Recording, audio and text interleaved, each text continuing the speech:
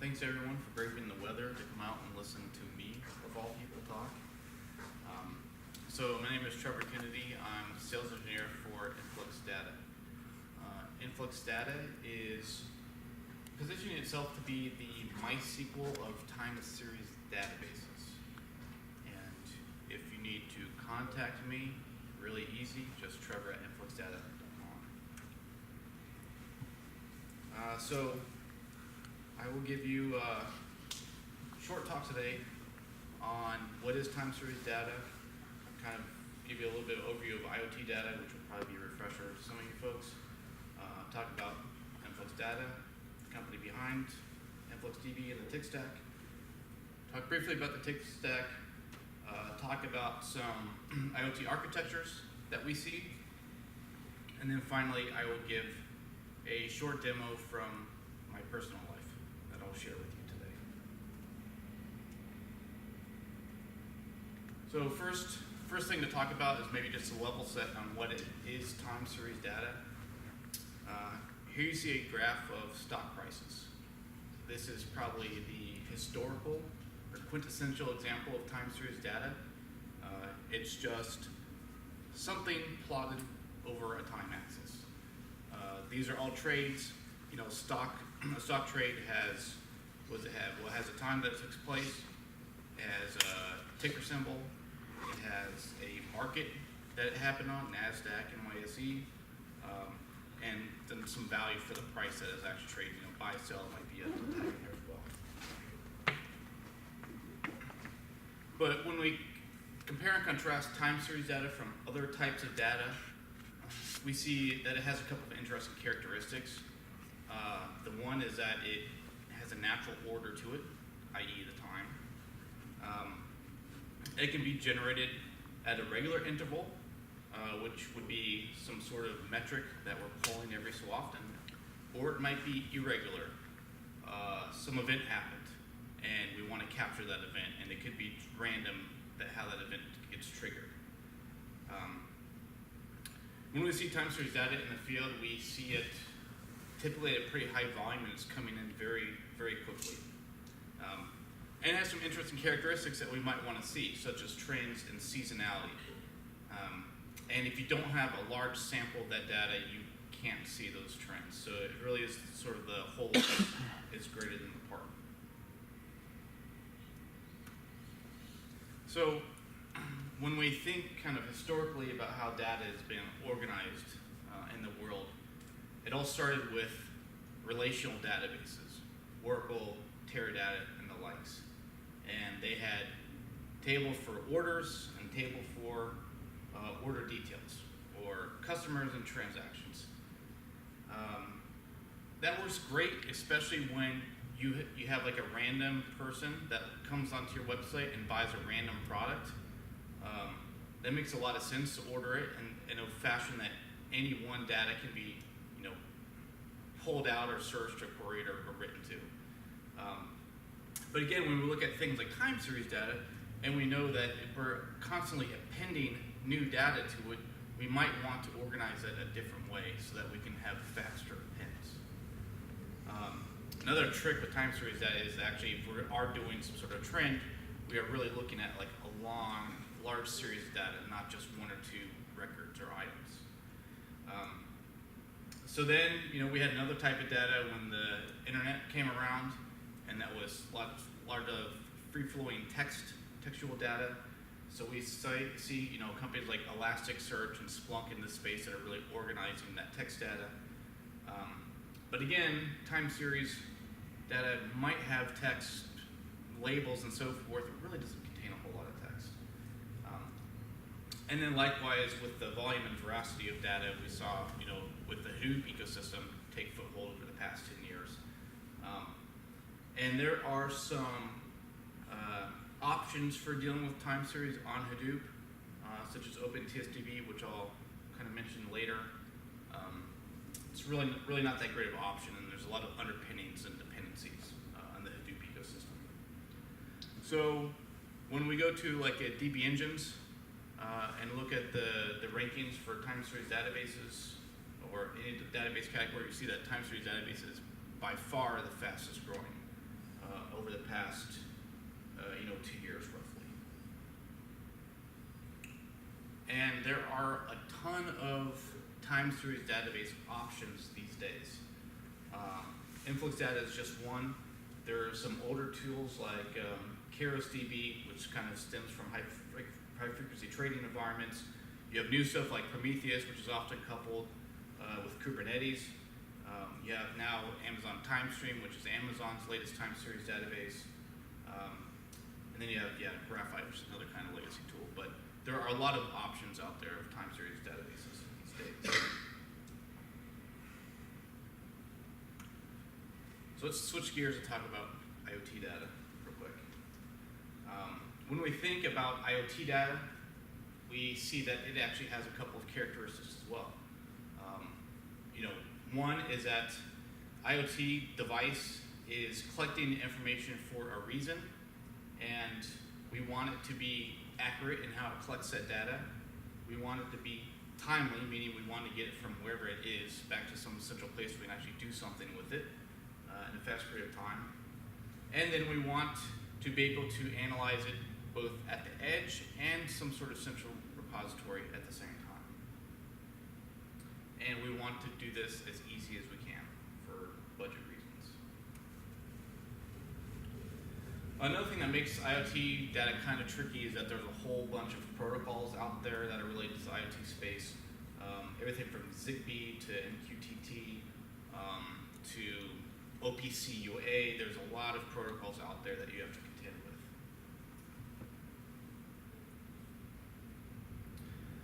And then if we take a deeper dive into time series data, we see that, into IoT data, we see that it is actually time series data because it's some device that says, hey, this is the current time, this is my device ID, and here's a reading from sensor X. And that is very much time series data. And when we look at the amount of data that's going to be generated over the next few years in the IoT space, it's insane. In the dozens of zettabytes level. So when you're looking at IoT solutions, kind of think about it with sort of two hats. One is the at-the-edge hat, and the other is the cloud hat. Ideally, you want to be able to run the same software in both places. You want to have ecosystem and tooling that supports running those both places so you can share and reuse code. You think about, okay, well, in the cloud, maybe I need more administrative functionality, dashboard and reporting functionality.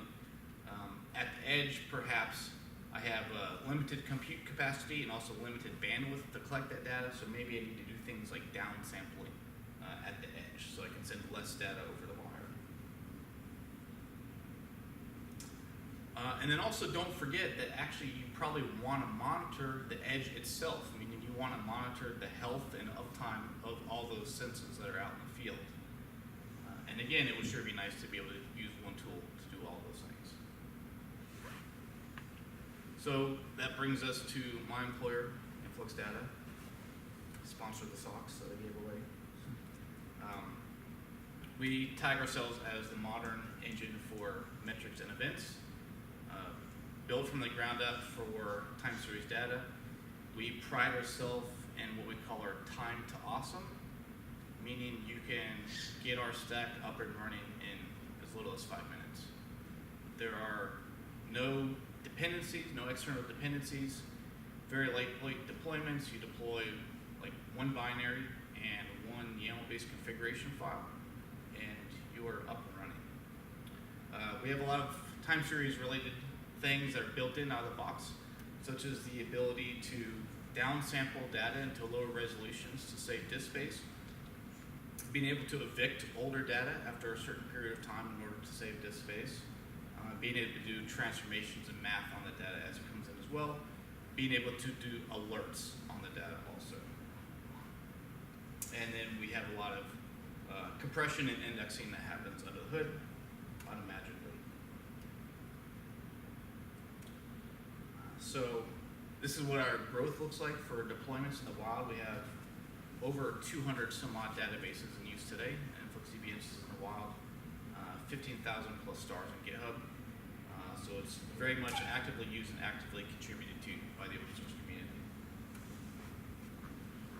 And when we look at InfluxDB as it relates to IoT in particular, we see that we are kind of third place for most popular IoT database behind MySQL and MongoDB.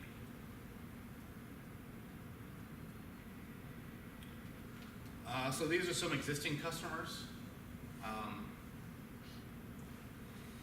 Can't mention everyone when I'm being recorded, but we have a lot of thermostat companies that use our stuff, water meter companies, solar panel, battery companies, companies that monitor the health of the wind turbines, fleet management, etc. All use InfluxDB for capturing their time series data. And why you might want to think about using it is, well, it has an open source core, actively contributed, again, easy to use, no external dependencies, and super easy to deploy, one binary, one config file.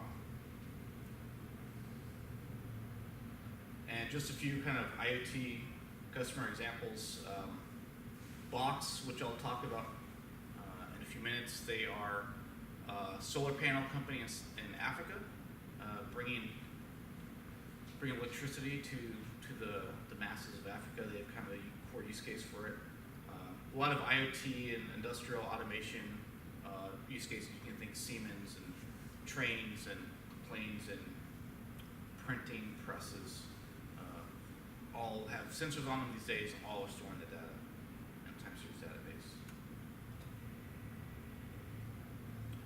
So you may have heard of the tick stack, but you might not be familiar with exactly what it is. Four components. So InfluxDB, which is the database that I've been kind of talking about.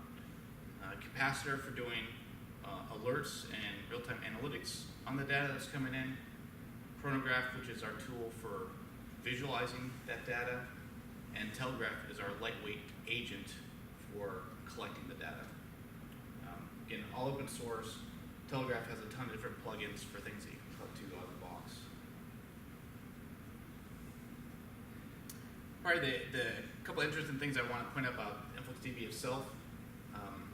We support down to nanosecond precision timestamps. So we have companies that are doing high frequency trading that need that level of precision. But we don't have to store. You can store it at milliseconds or seconds if you need. Very simple interface to the database. It's just two HTTP endpoints, one for writing data and one for reading data. And then we have a bunch of client libraries in languages like Go, PHP, Python, C#, etc. It also runs in a ton of different places. So you could run the tick stack on these embedded devices and things like Arduino, Raspberry Pi, both ARM and x86 architectures. Or you could run it in a server. You could run it natively in Linux, Mac, or Windows. You can run it in a container. You can run it in a virtual machine. You can run it on any of the public cloud providers. And we also have our own managed version of it as well called Influx Cloud that you can use. And getting data into the database, super simple. This is what we call our line protocol, which is kind of broken up into sort of four different pieces. The first is going to be the name of the measurement, and of course you're specifying that. You then have a comma and a series of tags that specify things about this piece of data that you might want to do like a group by or select from. Show me all the trades in the market NASDAQ. Then you have a space, and then you have the actual fields, which could be numeric or not, such as price and currency in our stock example. And then finally, you have a timestamp, unit time, which is optional if you don't specify, database will use current system time. So again, if you use one of these languages, for your development, we have supported client libraries available that you can just download or import. If we don't have your language here, then something that can write to an HTTP endpoint can be used out of the box as well. So we are for sure a NoSQL database. We, again, organize everything by time. We don't have the concept of like a table. We have the concept of series, which is kind of similar to a table. We have our version of SQL called InfluxQL, which is pretty familiar to SQL. Select all from where, group by order, limit, etc. But it's not ANSI compliant. You can't do like a windowing function or anything like that in it.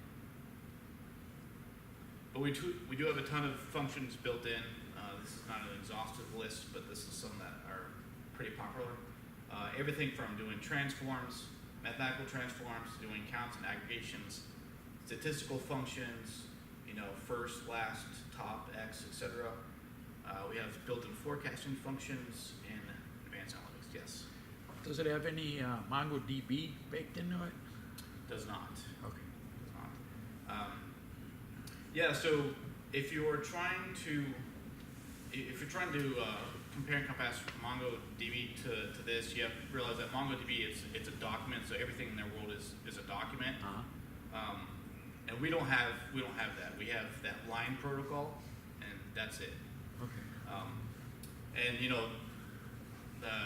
MongoDB, they take that further, and like with their JSON compatibility and their language is all JSON based for doing your selections. Whereas ours is, we try and keep it as close to SQL as possible, so it's easy. Thank you. And then doing something like creating a retention policy also has the data definition language, DDL stuff that you know and love from your relational database days. So by default, it's going to store everything indefinitely. And if you say, well, gee, I only need this for 30 days, then you create a retention policy. You specify the time interval 30 days, and once day 31 comes around, it's going to get rid of that first day's worth of data with the same disk space.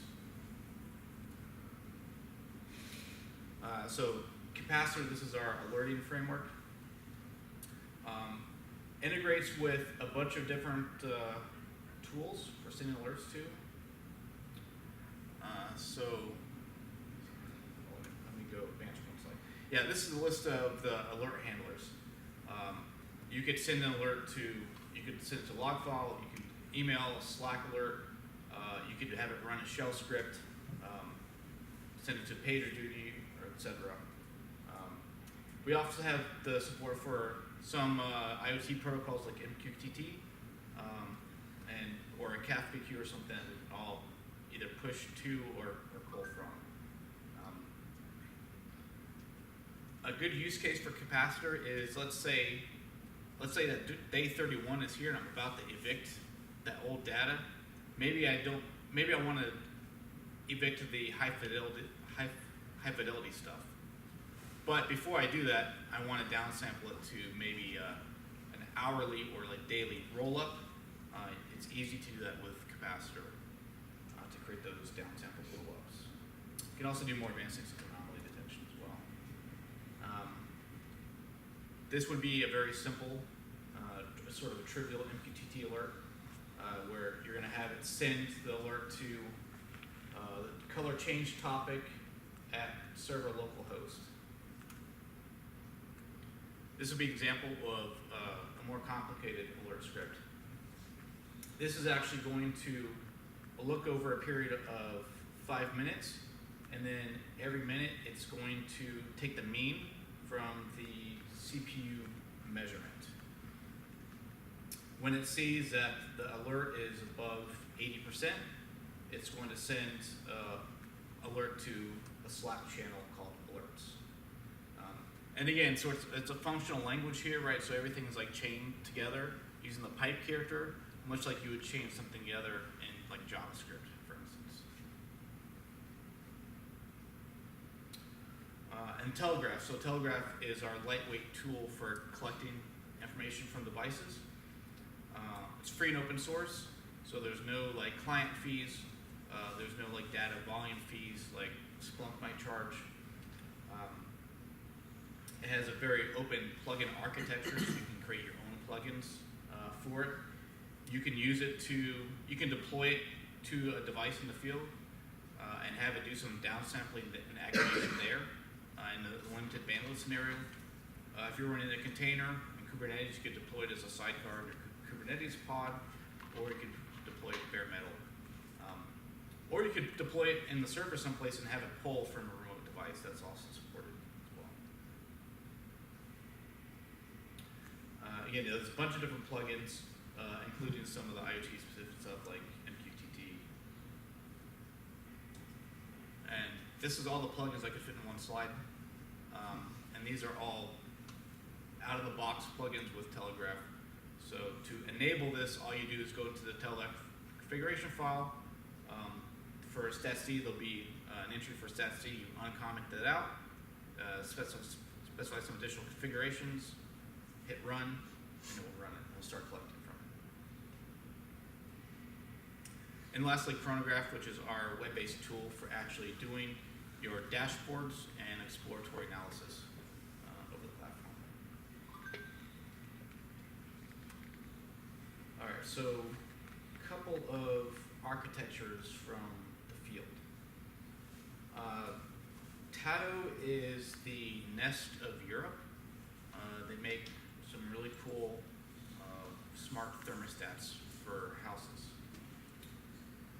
So they have a challenge over there in Europe because like there's a lot of different devices for heating systems because it's it's older than the U.S.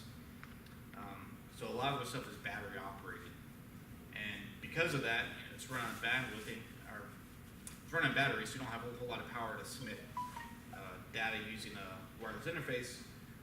They use something called this 6LO WAN protocol to support those, to send the data to the wireless access point in the household. From there, they have a WebSocket connection to an Amazon EC2 instance that's gathering the initial set of data using Telegraph. They do some custom processing on that, sends it to InfluxDB, and then finally, the data from InfluxDB is served up to the consumer via their mobile app. And yeah, they have over 1 million devices that they monitor this way. The African solar panel company that I talked about earlier, they have a mission to sort of change the billing model for solar panels. So if you imagine you're a family in Africa, you're out in the field, you don't have a lot of money, especially to buy all the photovoltaics to solar panel. What they said is actually they use InfluxDB to give users a monthly bill based on the electricity usage. So the actual upfront cost of the solar panel is amortized over a certain amount of months, so you pay a charge for that and charge for electricity they've used. They leverage the GSM network in Africa, which is actually pretty robust for cellular connectivity in Africa, to actually send the data to AWS. From there it goes to InfluxDB, and then they have some Python scripts to actually generate bills for folks. So now from the example from my personal life, I live in a 2-story house. I was frustrated with the temperature differences between upstairs and downstairs. So being a nerd that I am, I got 2 Nest thermostats and I hooked them up. Now, Nest is pretty good. They have a mobile app for looking at the current state of your house, but they don't provide any like historian functionality. So if you wanted to see how things have trended over time, there isn't a great way to do that. So I sprung into action. So I created a Lambda function using PHP to actually scrape the information from Nest API. Then I did a bit of massaging and saved that to InfluxDB. I then set a cron job via CloudWatch to have it fire off my Lambda function on the hour, so I have a history of what's happening with my devices. So let me actually switch gears here.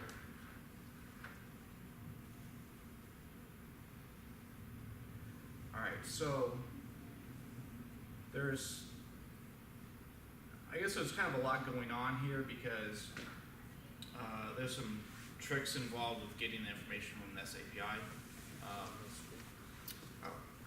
Let me mirror. Yep. All right. Yes, like I said, there's a lot going on here to interface with their API and so forth. I have all these I have some large class definitions to interface with their API and whatnot, beyond the scope of this. But in my main.php, very simple, I have imported the Influx client for PHP. Once I do that, I can then connect to the database with username and password. I can then connect to the Nest API with its username and password. I can then retrieve a list of locations and devices. I then parse through the devices that have returned, getting interesting bits like the serial number and location out of them. I can get network information and so forth. And then finally, once I have all the information that I need, I create a point object which will generate the line protocol for me under the hood, so I don't have to worry about that. And then I specify all the tags that I'm interested in, such as the serial number, IP address, and so forth. I then have some optional fields I can bring in too, such as time to target temperature, and so forth. And then I bring in the actual last connection, which is the timestamp I'm going to leverage. And then finally, I just simply write them to the database using the right points function. So if I go over here to my terminal, you guys can see this. I can run PHP, test.php, and of course I don't have internet access. I need internet access to do this.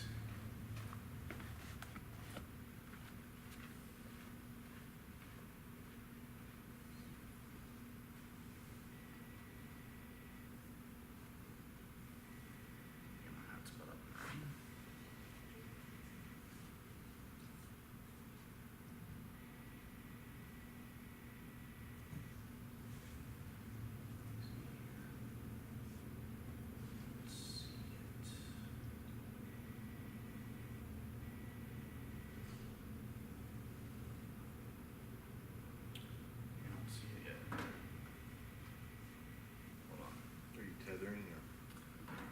No, I'm doing it via the Wi-Fi.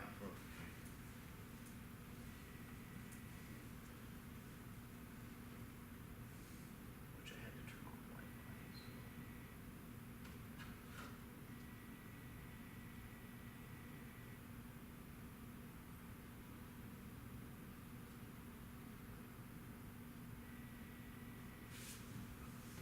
Can you just use I got it. anybody's Wi-Fi? I got it. All right. So now I run it. There you go. So I have both thermostats.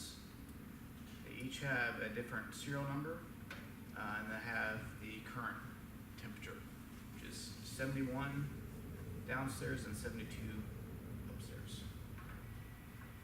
All right. So let me open my browser here.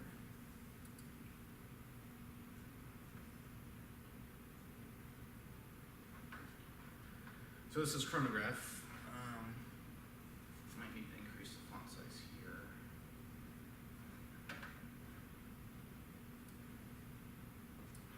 All right, so now I can go to dashboards.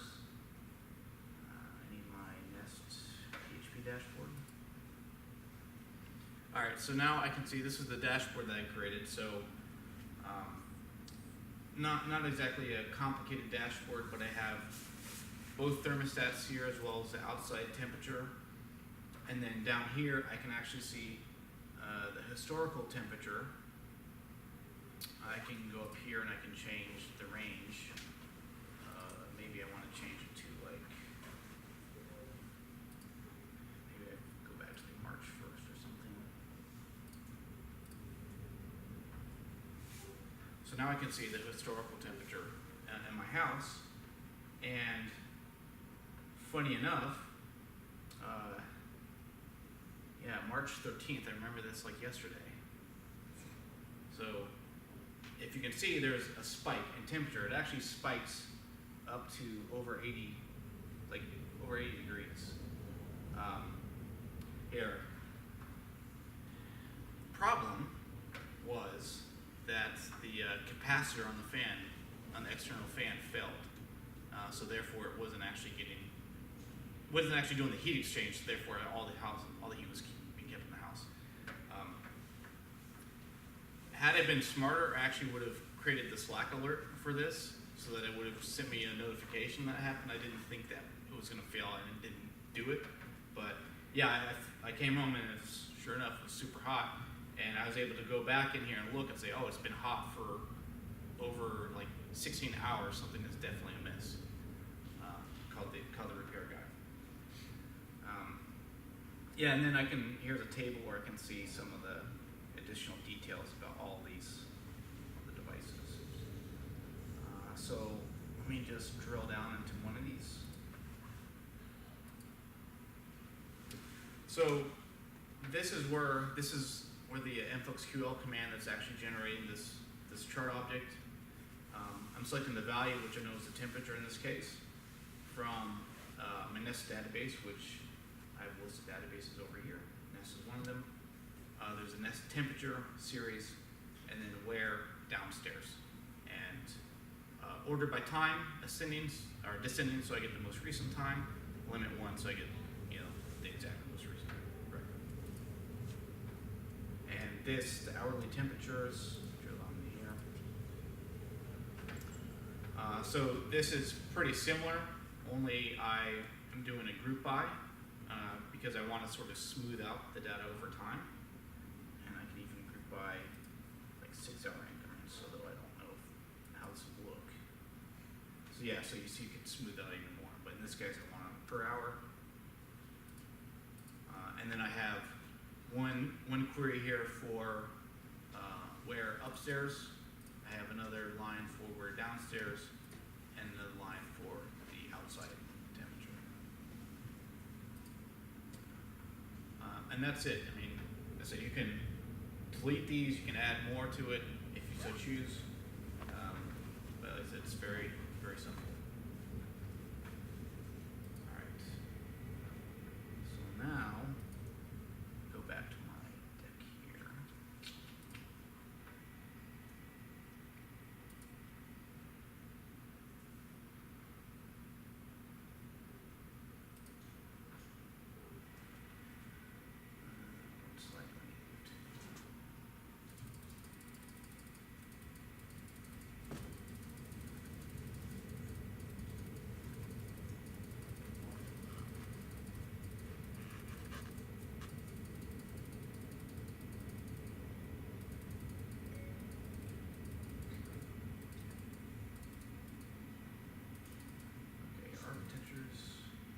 Yep, so just to recap, this is what the Nest architecture that I just showed you kind of looks like.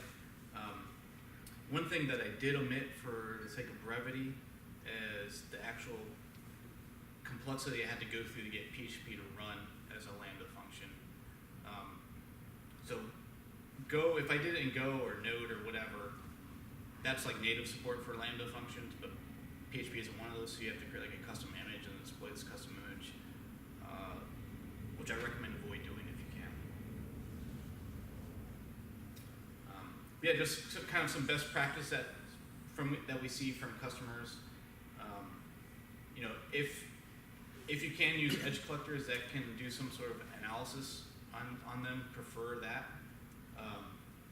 Use downsampling at the edge to reduce your bandwidth usage. Use Capacitor to do your normalization and event processing tasks. The reason why you might want to use Capacitor, which I kind of didn't talk about earlier, is that it actually it can happen on a separate node from the actual database. So you can offload a lot of computational complexity to another server or an instance, and therefore still keep your high ingest rates and being able to do all of your math and normalization at the same time. And then finally, if you have like data scientists, what you can do is you can either forward that downsampled and normalized data to some other system for them to utilize, or you could use either like the Python or R libraries to connect to it, the database directly.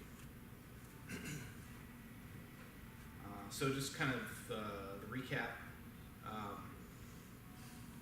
Again, because it's designed for time series data, it supports high volumes of ingesting. It actually doesn't block reads as well, so it ingests data and it doesn't block reads to dashboards or users. You can run it in a bunch of different places. You can run it on the Raspberry Pi at the edge, you can run it in the cloud, you can run it in bare metal, and super easy deployment. All right, bonus round. I often get asked, like, okay, so now we're at like version 1.7.5. What's coming up in the next few months? So 2.0 probably will be released later this year.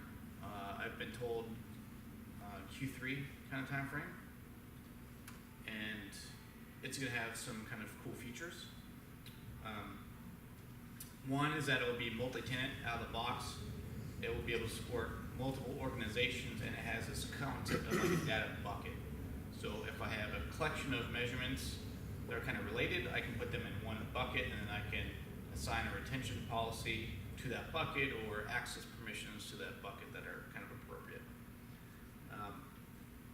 We're going to go, the tick stack, the functionality is going to be the same, except now it's going to be a single binary and a single config file that you deploy for on-premise.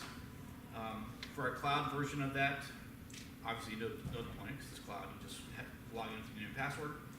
But we're going to offer usage pricing and dedicated capacity for that. Sort of revamping the APIs across all these products and make them super consistent. There's going to be visualization libraries so that you can kind of plug and play histograms or tree maps or what have you into your dashboards. You have the ability to kind of run tasks on either based on an event or on an X number of seconds basis. We're going to have scrapers built into the database. So if you wanted to collect information from Prometheus or another database, the database will just go out and grab it yourself. You won't need to configure anything else. There'll be something cool with remote telegraph configurations. So you just point telegraph to some URL, and it will get the configuration file from that. So that way, all you have to do now is deploy your telegraph binary to wherever it needs to be. And then finally, we have sort of a new language, which is called a data scripting language, which we've dubbed Flux. So this is a quote from Paul Dix. When talking about SQL, he said, "I want to live in a world where the best language that we could think of for working with data was invented in the 70s. So we're taking another stab at it. So when we think about what a modern data manipulation and scripting language should look like, and what features it might have, these are the kind of the guiding principles for it.